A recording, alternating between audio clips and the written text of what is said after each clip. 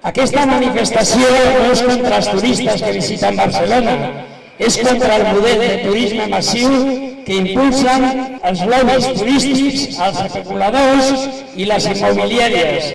Els pisos turístics a les comunitats veïnals trenquen la convivència, els hotels i els macrohotels forcen la legalitat urbanística i la conservació del paisatge urbà. Incompliment greu de la legalitat per part de la Junta del Temple. Estan construint i explotant el temple sense cap llicència.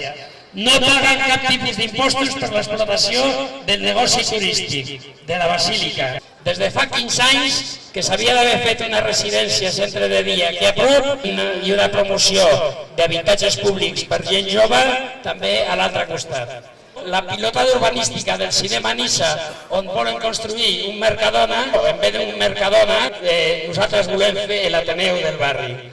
I l'altra pilotada, la de la Henkel, que amb més de 350 habitacions té destrossa el passatge urbà i la seguretat d'aquests dos blocs de pisos. Aquest model que hem acabat de descriure ens porta a la misèria i al desastre.